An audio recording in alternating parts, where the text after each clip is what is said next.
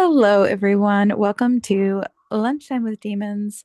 I'm Abella Chris, and we're here with Ryan Stone for another incredible episode. Hello, Bella. How are you doing today? I'm good. I always wait for that. Hello, Bella. How are you, Bella? How was your It's week? like my tagline. I know it is. How was your week? It's been pretty good. It's staying pretty busy. The shop between the shop and then, doing all the other things I do, it keeps me hopping, which is good. I like it. I have to kind of get back into some sort of physical routine now that things are kind of starting to balance out a little bit. But other than that, doing really good. Have you had anyone come yet from the podcast? No, I haven't. Lavender had messaged me about trying to come, but they ended up having a scheduling issue. I think they had to go to Mm. work or something, so they didn't Oh, get by. But dang it. that was the first person that tried to come. So We need to get more Denver listeners. I think that's what it is. But I am actually working on that. I've been, promoting the podcast at work, so that'll be fun. And, a couple of actually Ash that works with me has been a long time listener and has even had a few readings with you. So I was kind of Really? yeah, I thought that was really neat when I met him after I got hired and was like, yeah, he was like, I already kind of know a lot about you. And I was like, oh, fair. So I thought that was pretty Really? cool. Yeah, he and I work together Fridays and Saturdays normally. So that's the other fun part. We get to do a couple of really busy days, and he's a really knowledgeable practitioner. So pretty cool. That's really cool. Well, I love that. Um, that's neat. What a small world. I agree. I agree. It's kind of interesting. It really is. Like every time I have a session with like some of my clients from different countries, I'm always like, why do I feel like I'm gonna run into you?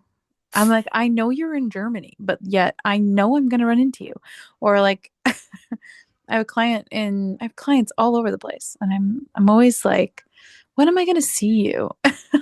Like I know you're in Sweden, but I'm gonna see you soon. I don't know why. Definitely Um, on our European tour. yeah, I guess so. That'll be it. Well, everyone, this week is it's if I had to describe it through the lens of a tarot card, I would say it's the Chariot. But it's not necessarily about a tarot card. We're talking about the transition or evolution or progression of relationships. Can you think of a better way to explain it? Uh, yeah, I mean, I think that's definitely in line with it. I really feel like that the level of like Aries too, that's been like all these planets have been in Aries too over the last couple of weeks as well, Mhm. which I think encompasses this like transition of like life and who you are and like being confronted with like things that you've known you had to change or needed to change and now happen to make a decision to stay or go kind of situations out of Mm. your life where your job is or who you were with and your family friends, the minutia. It feels like it I've just seen that like spectrum of people going through these like huge life changes right now over the course of the last couple of weeks. Oh yeah. Yeah. Yeah. Yeah. Yeah. I also feel like I've seen I mean, I guess for me, I don't know if I've seen it as much as I've experienced being in the liminal space of it all. That sort of crossroads of it too. And that's a strange place to be because it's a place where I think people try to force movement to or force relationships or force comfort. Do you know what I'm saying? I do. And funny enough, when you say that, the we had the full moon in Scorpio on Yeah. Friday. Oh wow. And Yeah. Fuck that moon. yeah, but when I woke up on Sunday, I was like, there is like this like cosmic blanket on everything in this like liminal way that just felt so like like you were just moving in slow motion almost. And it Mm-hmm. made the day so weirdly long, and not in like a terrible way. It was just like liminal was the best word somebody described. Because I started asking people, I'm like, is this a me thing? Or I start like polling people about like, how's today feel for you? What's going on? And then, yeah, I start kind of getting that. And one of the best descriptions somebody said was liminal. And I was like, that's it. That's that fucking energy of that moon starting to really take traction and head off. That moon kicked my ass. It really did. Um, yeah, I'm glad we're talking about this actually because it's one of those things that I don't think we talk about, but we talk about what it does. We talk about the consequences of it. We don't talk about it. So for instance, if you're in a relationship and you guys break up, you talk about the breakup, how it was good, it was easy, it was amicable, or it was shit. They were terrible. Fuck them. It was the worst, and you're devastated and you're grieving. But we don't talk about this portion. And this is the part where you grow. Yeah. And this is the part where you change if you're doing it right, if you're lifing right. And I I'm glad we're talking about it because it's also the point where you level up or you repeat the pattern. Exactly. I feel like that is that crossroads that you're at, is that you make that decision to either break that cycle and break that pattern, or you choose to repeat it again. And then that's the tricky part, unfortunately. Mm-hmm. It's the scary part because Yeah. it's also where you are faced with yourself, with your own mirror, in the mirror, and it's just you and you. And you have to do something that either makes you so wildly uncomfortable or you do what's comfortable. Um, it's like well actually you gave a really good example earlier because you were talking about changes in the workplace. I think that that's a really good example is just in the workplace you will see a lot of changes all the time, Yeah.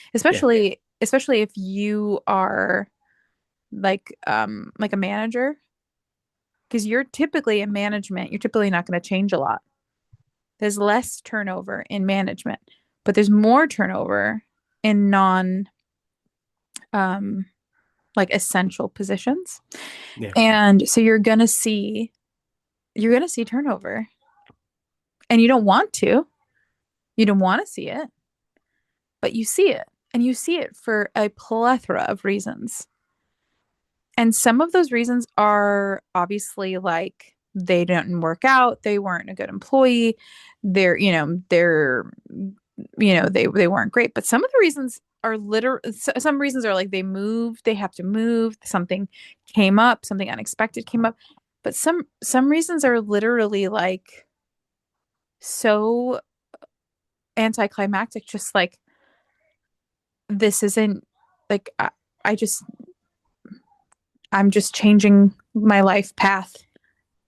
Yeah, yeah, I agree. I think that there's just those elements of like, I just need to move in another direction. And Mm-hmm. that's where I even talked about that a bit, is I do feel like sometimes people get stuck in a comfortable position at a job that they don't care for Mm-hmm. anymore because they've either outgrown it or changed so much that it no longer suits them. But because it's comfortable and it fits the bare necessities, they'll stay in those positions. Unfortunately, that's kind of like that repeating of the cycle sort of situation and not breaking it. Exactly. Exactly. Did you know that I did a show pregnant? No, I don't think so. Mm-hmm. It's called The Vibrator Play. Well, I think it's called In the Next Room or The Vibrator Play. And I played a role called her name was Catherine. She's the lead role. And I in regional theater or professional theater, you book the show months in advance. And so you get your contract pretty early on in the year. And a lot of regional or professional theaters will, especially equity theaters, like theaters that are like actors' equity theaters. In other words, they are a part of the actors' union. Oh, Um, they will do what's called seasonal auditions or yeah, like so they'll have their season auditions. So you'll audition one time throughout the year and then they'll book their whole year and then you'll get your contracts. You'll do callbacks throughout the year sometimes, or they'll do callbacks like a couple months after their seasonal auditions or regional auditions, and then you'll book for the year. So just for everyone listening that doesn't know how regional theater works, now you know. And regional theater is like a step down from what you see in New York, like Broadway. Um, it's where it's where Broadway actors go when you're not on Broadway. You still want to work. You're doing regional theater across the country, or you're on tour, you know, but you're still working, or you're on a cruise ship. Anyway, and it's not community theater because you're getting paid. Although community theater, some community theaters do get paid, whether it's a stipend or whatever. But regional theater is a little different. There's different lorts to theaters. Lorts give you different like calibers or what you can expect quality wise within the show. So now you have some lore of theater. Like now you know a little bit about theater. In case you didn't know, guys, some Bella lore. I was a professional actor, and musical theater performer, and classical theater performer, like Shakespeare. I was just a performer, all around professional theater actor, and actually, wait, professional actor because I've done television and film as well. So you're welcome. And there's a really big point actually to me telling you this is because am I still doing that? No, no, I'm not. Would I do it in a heartbeat? In a heartbeat. Do you know how many times since the movie Wicked came out, I have contemplated contacting my agent? Hi, Barry. If you're for some crazy reason, if Barry, if you are listening right now for some crazy reason, and Wicked is, having callbacks and you want to throw me in, hi. Just kidding, but maybe not kidding. Do you know how hard it is for me not to go back? I think about it all the time. I think about performing again all the time. I listen to musical theater constantly. It is a visceral part of me. It moves through me. I mean, I literally cried in the bathtub singing Just Around the River Bend this morning. Judy Kuhn is the reason I booked my first professional gig. Truly, I it it was musical theater is the reason I have the balls to sit here right now. It shaped the confidence that I have to be able to communicate, the ability to communicate, the diction I have to be able to sit in front of this microphone is because of musical theater. So, so yeah, there was a time in my life where I could not tell you that there was even a possibility that I could do anything else in this world but be in the entertainment business. Was I still a psychic? Yes. But that was not something I was going to do professionally. That was something I did backstage for fun. That was something I did for my friends. That was something I did for the people that I loved. Like my husband at that time. His father had passed away and he couldn't find the gravestone. He had never visited his dad before, and we were in this gigantic cemetery. And he was like, I don't know, I don't know. Call, like we gotta call someone. And I said, no, no, no, we don't. And I just put my hands on the ground and closed my eyes, and I saw him standing next to a gravestone, waving at me in my mind's eye. And I walked towards the grave and found it, and we looked down, and there it was. And I will never forget the look on Dylan's face. Dylan is the name of my ex-husband. Hi, Dylan. Um, and I will never forget the look on his face when he looked at me and was like, "How the fuck did you do that?" And he was Mormon at the time, so he didn't say fuck, but he just said, "How the heck did you do that?" And I said, "Oh, I told you I was psychic." Like, I'm just proving it now. I know, but I didn't think it worked like that. And I was like, "Well, how did you think it works? I told you. I see dead people." And he was like, "Well, I didn't really believe you." And I was like, "Well, that was your fault. That was stupid. That was stupid not to believe me. I've told you, and everyone in my family told you, and everyone who's ever been around me told you. Don't not believe me." And the thing is, I knew I was psychic so deeply. I actually felt it was not ethical to get paid for it because I believed that people who got paid for it were fake. That's the truth. I believed that people who were psychics in business were not real because I went to a psychic. Do you want to know this is a really funny story? Y'all, strap in for a long episode. I went to a psychic, okay, who told me I was going to marry a man who shaved his head and was a firefighter. But I was married to Dylan. So I was like, "What?" Hashtag I married a firefighter in my second marriage. home, That home, story I've heard. homegirl knew. She just was telling me, a little bit further in the future. Um, and I just didn't think it was ethical because I also just didn't think that my future was going to be anything more. And it was because musical theater got me out of sex work.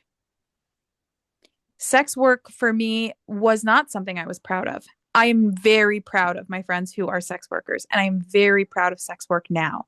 I have aged, I have matured, I have grown up. I see sex work as a very, very viable and beautiful form of work. Okay. But as a young person in my 20s who did it, I didn't at that time. I wasn't proud of myself. I lived in a family that if they knew, they would have just completely annihilated me. You know what I mean? And unfortunately, it was a different time. I mean, Yes. they I definitely mean, had a different viewpoint as general public looked at it. I do think that it has changed dramatically in the time since then. yes, yes, it did. Also, the sex work that I was doing was lovely. Oh, I think I lost you. Yep, hold on. I didn't have my phone on Do Not Disturb. Hold on. It's okay. Okay, we're back. All right. This so yes, what you're saying is right. That it was a different time. Excuse me. It was a different time. And the sex work that I was doing I do think was lovely because it didn't actually involve like physical and like sex. I wasn't fucking anyone. um, it was dominantly BDSM, so I think it was lovely. And as someone who is still heavily involved in the kink world and in BDSM, I obviously am very supportive of it. It was that it at the time the other sex work that I was around was illegal, and the guy that I was dating was friends with Jeffrey Epstein. And I don't talk about this a lot, but I did cross paths with Jeffrey Epstein. I did not physically do anything with him, and I don't, have any sort of connection to him in any way, shape, or form. But I'm very grateful that I got out of that situation. Very grateful that I was able to escape that situation before something did happen. Because, he was 60 years old, the guy that I was dating when I was just above age. And it was because of a wicked callback where I lied about my age, um, that saved my ass. And it was because of rent, honestly, constantly going to the rent lottery at a young age over and over and over again, and just sitting in that front and second row and just really like knowing that I had the gall, the balls, and the voice to pursue this, and I did. And I fought, and I fucking just I busted my ass to get to where I got to in theater, and what I did. And as I did that, I also was hungry for television and film, and I still am. I mean, I'm a monster for in the entertainment business. I still am. I mean, y'all see me doing occult work, but you don't see what I'm still doing. I'm still screenwriting. I'm still writing. I'm still writing television and film. I still am. I'm twisted, man. I don't fucking stop. And it's because it's because I love it. I love it. It flows through my veins like a blood I can't explain. And I know why. It's because everything I write has to do with the guys, has to do with the gods. And I know that there will come a time that the world can actually stomach it in the right way, in a non-Christian way. They can stomach it in the right way. What the fuck is the point of me sharing all this? There was a point in time I could not see myself doing what I'm doing right now. Not at all. Not at all. I would literally cry my eyes out at the idea of not singing for a living. Like the idea, like just the idea. I was like, what would I do? What would I even possibly do? And my last show, I won't even talk about the last offer that I got. I was pregnant when I got an offer that I won't even mention in this microphone. But when I tell you that offer was my dream and I had to turn down my dream offer because I was pregnant with my dream baby. And that's okay. Um, but I turned down, my dream offer, but that's okay because dreams change and dreams evolve. And that dream, I tell you that when I turned it down because I was pregnant, I felt it roll. That sounds so weird. I felt it roll into something bigger.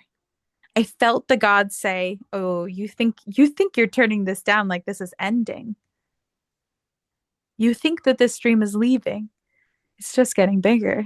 It's snowballing." I felt it snowball and I can't explain it. And it did something to me like, and I know that that was the moment where it could have died, where a dream could have died. And I realized it's where a lot of people have a choice, and something that you and I talked about earlier. It's where you have that liminal space where you meet yourself in the mirror and you have the choice to let something die, to let yourself meet yourself, to repeat a pattern, or to face yourself, to do the harder thing. And I felt myself face myself. I let it do the harder thing. I let it snowball. I let it roll. I let the dream become bigger, bigger than an offer, bigger than something being one time, bigger than something being limited. I said, no, I am unlimited. I said, unlimited, baby, unlimited. Um, and it it was cool. I had my baby but I was pregnant. Back to the beginning of the story, right? Because you know me, I love to go in circles. But I never forget the beginning, I promise. um, I was pregnant and I said, fuck, I'm pregnant and I have a contract. And I show up to in the next room rehearsals and none of my costumes fit. And I'm pregnant, but I don't tell anybody. And here they show up with their corsets and their tiny little dresses, and they put me in them and they don't fit. And they're looking at me and they're mortified and they're like, this woman either lied about her measurements or she gained weight in a matter of 6 months, and we don't know how to tell her. And these corsets are not closing, and these dresses are not zipping. And they're just staring at me. And they're like, so what we can do is we can and they're all custom. They're beautiful. This takes place in the 1800s, and they're like, we can we'll figure it out. Don't worry about it. Don't worry about it. We'll figure it out. Don't worry about it. Don't worry about it. And I was like, oh my god, they don't Hmm. fit. They don't fit, do they? And they were like, it's fine. And then the director comes in. She's like, let me see. And I was like, and she was like, what's wrong? And I was like, they don't fit. And she was like, what do you mean they don't fit? I was like, they don't fit. And she was like, oh, oh no. Okay, it's fine. We'll just adjust. So she looks at the costume and we're like, why don't they fit? We went off the measurements. It doesn't make sense. And then she looks at me and I was like, I have to confess something. And I literally just burst into tears. And I was like, I'm pregnant. I'm so sorry. I didn't want to tell you. I thought that I was the same size. I thought I could do the contract. I'm so fucking nauseous right now. And they were like, we're so happy for you. Let's just adjust the dresses. And they were so kind to me. We got all new dresses. They weren't as pretty, but whatever. We made do. And then we did the whole contract and we had like a vomit bucket backstage. Um, I basically just did this whole show super, super fucking pregnant.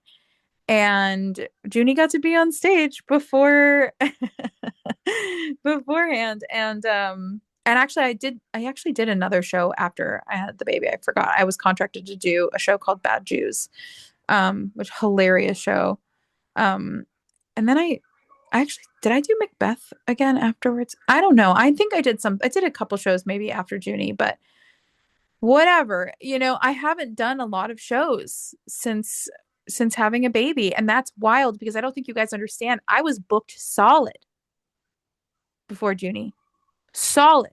My season was booked solid. I was not in a show. I was not doing this. I was a different person. I was doing tarot backstage for funsies.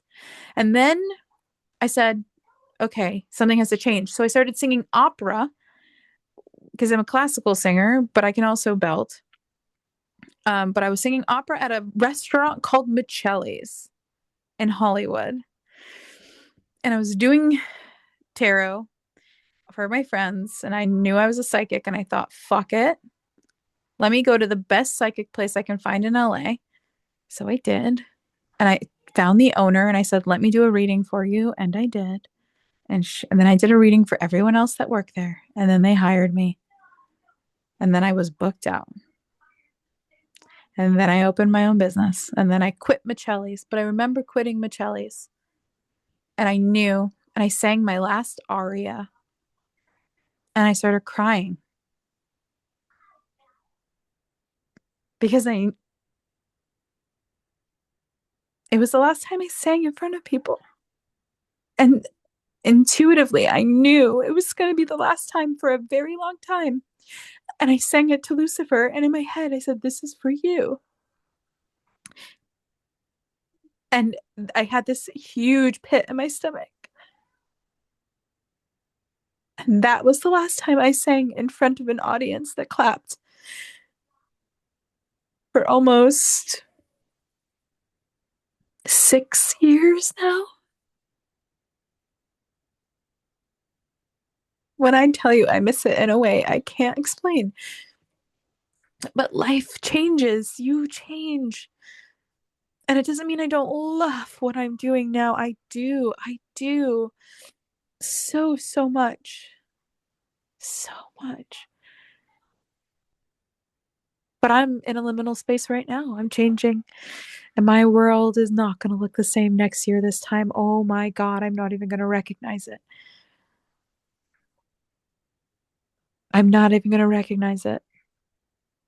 Yeah, I'm right there with you. Actually, it was much similar for me with as being a chef.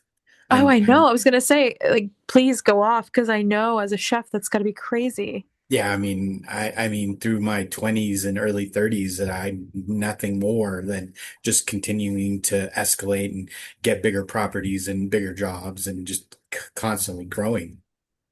And my last position I had, I was a chef at a casino. Took actually a dual role there. I was the manager of food and beverage and the executive chef. And I had four restaurants, 120 employees, and it was 24/7 and never stopped. Uh, I loved the job. Um, I really realized how much I didn't have life balance for the other parts of my life. Mm. And when I went through the divorce, I did kind of blame somewhat the lack of like ability to be home and be present. I don't think I realized how much I wasn't present when I was home. And Mhm. so that was kind of the catalyst for me was is that I was like, okay, if I want to be in a healthy relationship in the future, I can't be doing this anymore. It just doesn't fit where I'm going. And so that was the first step to kind of like move away from being a chef, and it was somewhat heartbreaking. But I also knew too that there was an aspect of that I had to shed this persona that I had kind of built myself into of just being a chef. And that was Mhm. who I was, who I identified with, and that persona needed to go. I needed to let it go, and I needed to not live in that so deeply. And that was a huge part of why I know I had to make that next step to kind of move away from being a chef. Yeah. Yeah. That's so fucking real. The persona.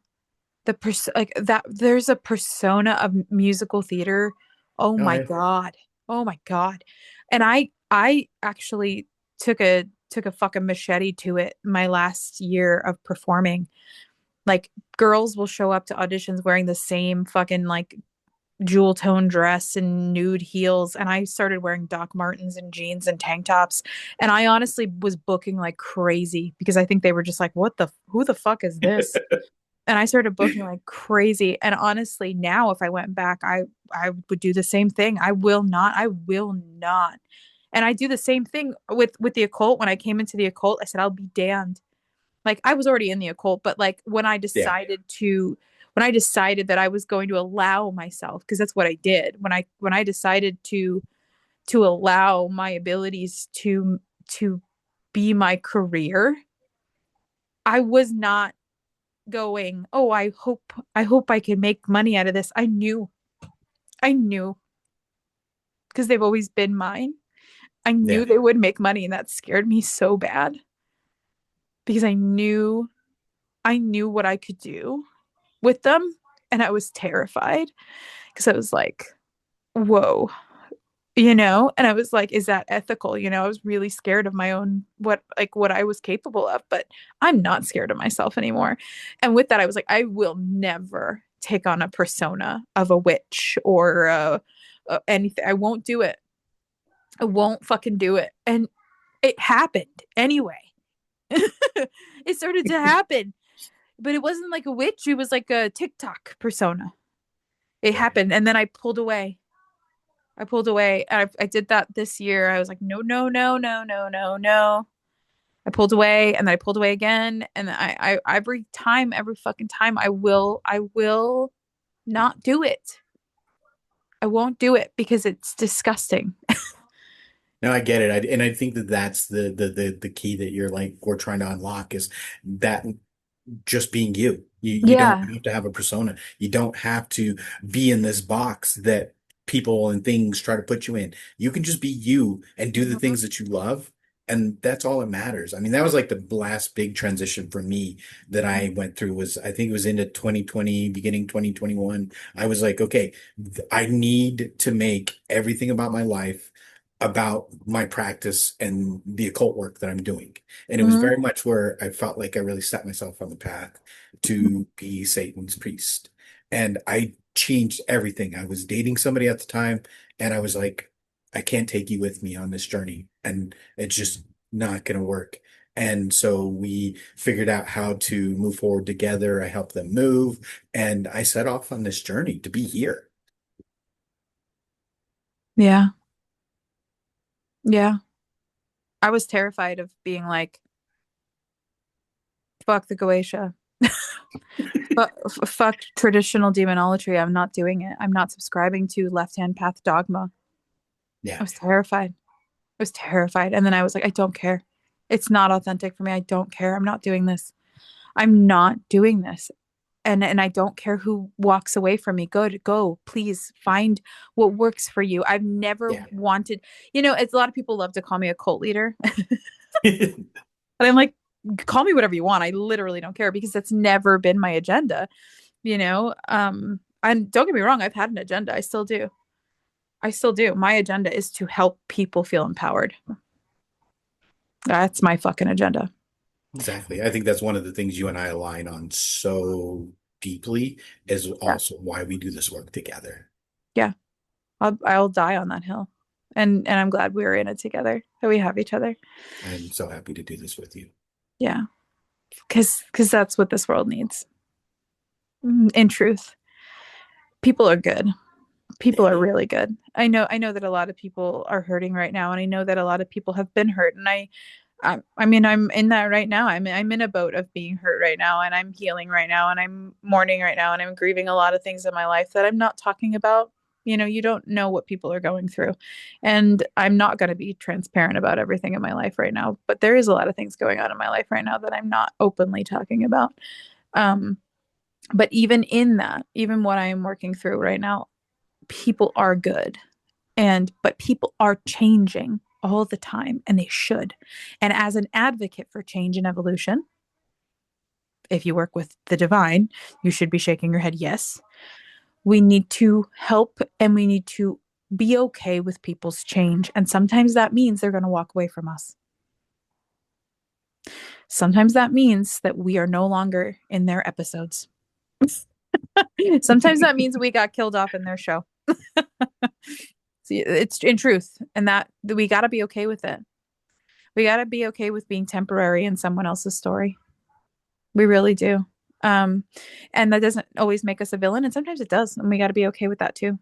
Yeah. I Yeah, always like that phrase of sometimes you'll just be the villain in somebody else's story. yeah, And it's just the way that it is. yeah. And also, um, Saratoga sparkling water, the sweet water, is really good. I'm not sponsored by them, but holy shit, Is it sparkling? yeah, Yeah, I like a good sparkling water. You know I my like. my love for Pellegrino. That's why I'm telling you about this. We should be sponsored by someone, Yeah, but that'd be great. but I'd love that. me too. But honestly, no, this is really fucking good. Yeah, I've Um, never seen it. I'll have to look for it. yeah, it's sweet water. Yeah, that's one of the aspects I like about because they also Pellegrino has a flat water that is like got this amazing calcium content that makes it almost sweet. Yeah, this is sweet. What the fuck? Yeah. It's a magic. Anyway, um, yeah, yeah. I'm glad we're on the same page. I I hope that this episode was helpful for some people. And I've been getting the Chariot a lot. I've been getting a lot of these like movement cards mixed with very like liminal cards like the moon and like the Eight of Wands reverse and like the Eight of Swords and like Four of Cups. I've been getting a lot of like weird cards mixed with like movement cards. And so if you've also been feeling the weird almost like juxtaposition energy of like that give and take, that pull between movement and non-movement, or that pause of liminal space energy, that crossroads energy too. um welcome. um we're all here. It's I think fun. Yeah, I think a lot of us, especially those that are really in tune with their spiritual path and journey, are going to be going through this in some aspect of their life or some part of their life. And yeah, I mean, Mhm. embrace it as much as you can. It is difficult, but Yeah, the hard things are worth it, and that's why they're hard. yeah, and be gentle with yourself and be kind to other people. I'm gonna sound like Snow White for a second, or who is it? No, Cinderella. But truly, like, be brave and be have courage and be kind. And I know that sounds so silly and so Disney princess of me, but it really is important right now. And there's a lot of fear that comes when you're in a space of the unknown. Think of Frozen, into the unknown, right? Like when we are in that space, it is scary. But when we have courage and we do things scared, we can overcome anything and really, really see what we're made of. And when we see what we're made of, we step into our power. That is how we step into our power. We say that phrase a lot, but we don't talk about how. That is how. And when we have courage like that, it gives us the ability to have the space to be kind. And when we're kind, we inspire someone else to have courage. And it's how that reciprocity keeps going. It's how this keeps going. So it's not just a saying of like, have courage and be kind. It's not just, there is actually like, there is a method to the madness. I promise. I think it's a brave act to be kind to somebody that is in a very difficult place. And sometimes, especially when they're lashing out and you happen to be one of the people that get struck. Yeah. And you don't know where people are. You don't know where people are. Um, you really don't. You really don't. I think that's one thing I've actually really liked about being at the shop is the minutia and different walks of life that can come through the door and having that ability and chance to just show Mm, somebody some kindness. yeah. Mm. This was a lovely, lovely, lovely episode. Thank you, Ryan. And thank you, everyone, for tuning in yet again. We're so lucky to have this podcast, and we have listeners, which then makes this podcast even possible. So thank you. Thank you. And have a great week. We'll We'll see you see next y'all next time. week. Bye. Bye.